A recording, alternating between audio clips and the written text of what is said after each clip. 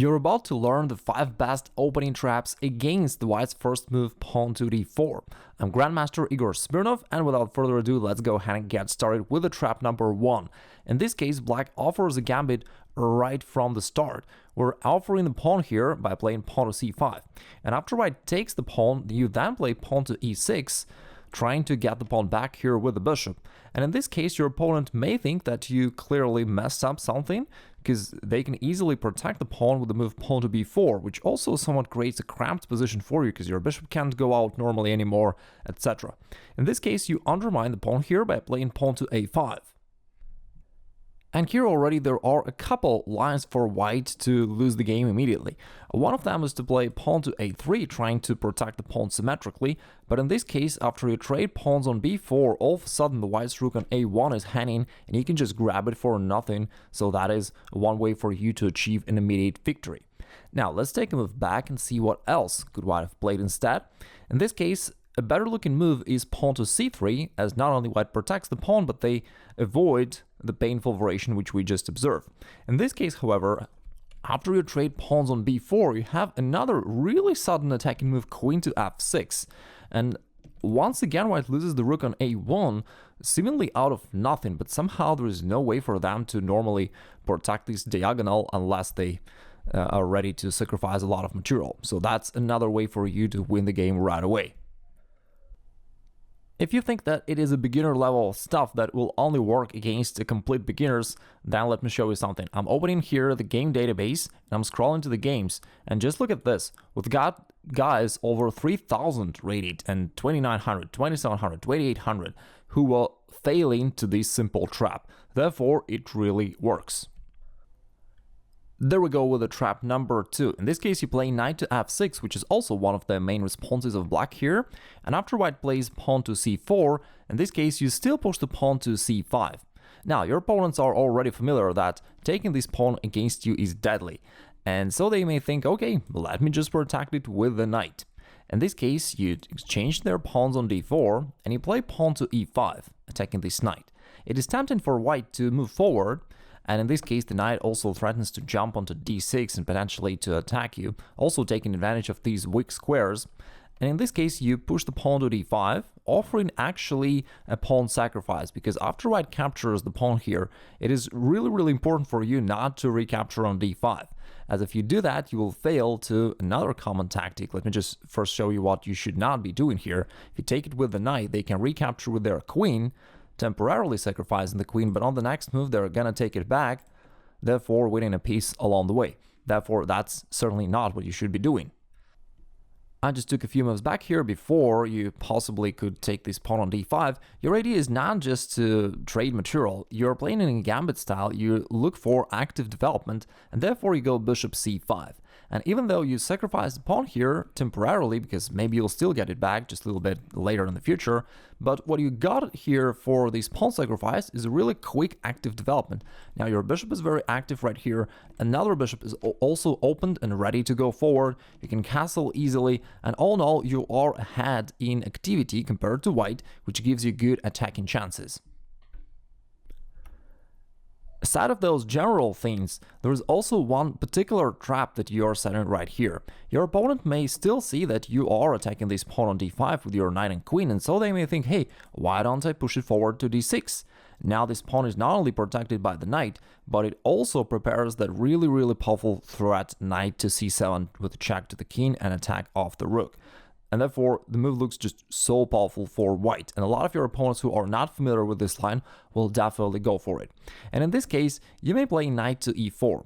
Even though, objectively speaking, it is not the best response for black, it was better to castle. But if your opponent goes into this line, it is clear that they aren't familiar with this line. And therefore, you can probably safely play knight to e4. It's not that bad anyway.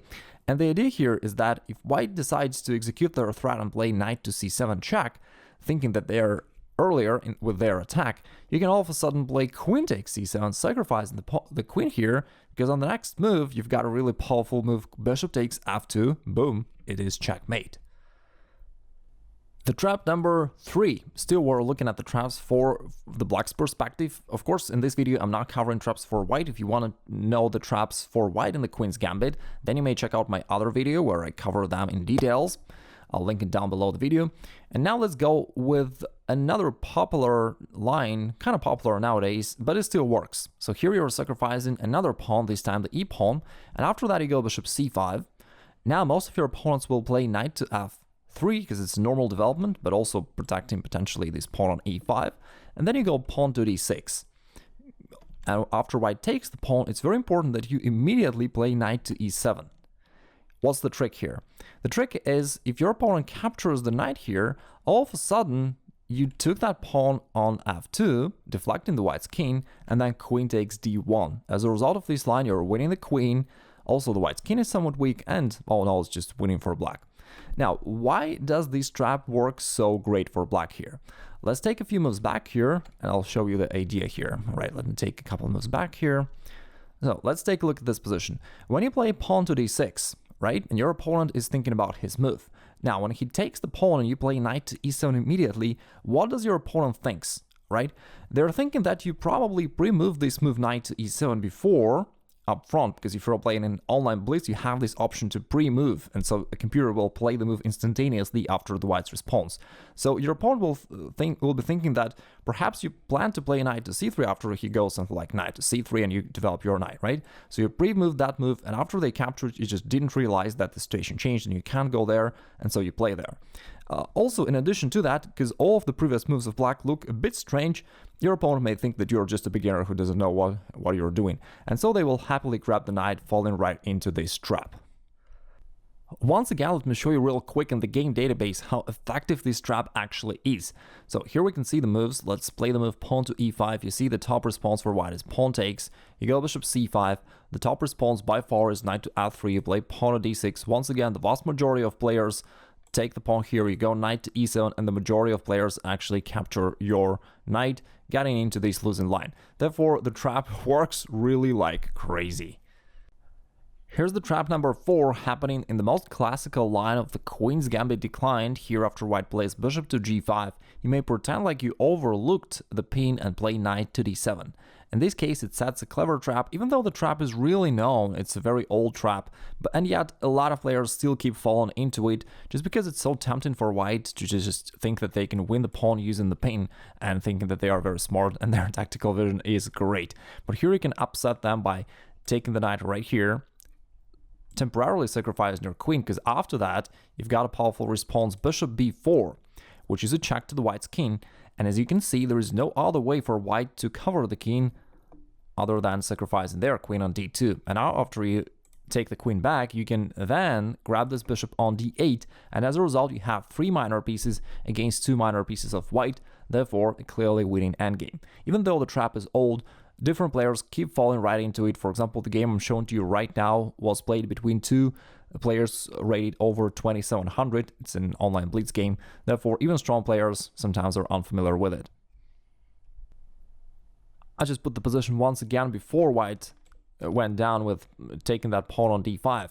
If you're wondering how white should play here, just a few days ago I recorded a video where I showed a relatively unknown line for white here, which you can use to get a great attacking position. So if you're playing this position as white, click the link below the video and check out that line. I'm sure you will enjoy it. The next trap is quite unknown. At least I think that the vast majority of players are unfamiliar with it, and therefore you can really give it a try. It happens in the Queen's Indian defense. Here after white goes knight to f3 and you go pawn to b6. Also one of the really classical chess openings.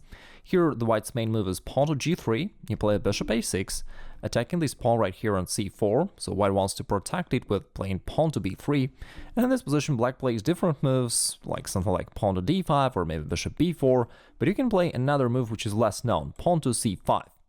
Here you're hitting the white center with another pawn, and at first it looks like this move is actually bad because it allows white to, instead of trading the pawn right here, to advance their pawn forward by playing pawn to d5. And this move looks pretty strong for white, as your knight can no longer be developed to c6. Moreover, white is ready to potentially lock down your position completely by playing pawn to d6 in the future. All in all, it looks like white seizes the space advantage in the center. Your bishop on a6 is kind of dull. once again, it just goes to show that pawn to d5 is a really tempting option for white here. But in this case, you've got a really sudden response. Well, first of all, of course, you may say this. And then you play knight takes d5. A shocking move, as you're just losing a piece for nothing, but then you go queen to f6, and you may notice a similarity to one of the other traps which we observed previously. Here you're still hitting that rook on a1, and therefore you are winning some material right here. I also noticed, I just checked in the database, how do white responds here, and very often they're trying to kind of counter trick you, so to say. They're thinking to themselves, okay, if I'm gonna lose this rook, then let me try to trap the black's queen here. So they play queen to c2, and after queen takes a1, they play knight to c3. And the white's idea here is pretty clear. Your queen is locked there on a1, and therefore if white can finalize their development and then play bishop to b2, they will be able to grab it. But notice that they can't play bishop b2 right away as the bishop is pinned. Therefore, they still need to play two other moves, bishop to g2 and then castle, and only then they'll be able to play bishop b2, which actually gives you plenty of the time to refute the white's plan. But I just want to make sure that you know the refutation. The refutation here is the move pawn to c4. And if you know this move, you are winning here. The idea behind the move pawn to c4 is that you're preparing the move bishop b4, which you're going to play in the next move regardless of what white does. For example, bishop g2, and you go bishop b4. And it completely, shuts down any attacking opportunities for white. Moreover, white is now in a big trouble, because you're now attacking the knight with the bishop and the queen. They cannot protect it with the bishop, as the bishop is still pinned, and on top of that, you're still having a material advantage. This is completely winning for black. Now I've got a quick puzzle for you, which will also help you to know one more opening trap, a bonus trap against white's move pawn to d4. In the trap which we analyzed first in this video, pawn to c5, white takes pawn to e6, white goes pawn to b4, protecting their pawn, and you play a5, undermining this pawn construction. Here we analyzed previously the white's move pawn to c3, and if you remember, it loses after an exchange. You got this move queen to f6, and after that you win this rook on a1, right? So that was one of the traps we analyzed. Just a quick recap. Now, but in this case, there is another way for white to protect their pawn. It's to move bishop to d2. In this case, they're trying to protect the pawn by the bishop, and it still looks quite good for white, because once again, this pawn on c5 is still locking your pieces out, and it looks like a good idea for white. In this case, you go knight to c6, attacking the bishop, and as it goes backward, here's the position where I would like to ask you to think about it and to write it down in the comments below the right move for black. There are a couple options black has, and your task is to find the most powerful one. And in case you want to keep honing not only your tactical vision, but also your positional understanding and strategical understanding of chess, I invite you to join my free masterclass by clicking the link on the screen or below the video, where I'll share with you all the best training methods that I know.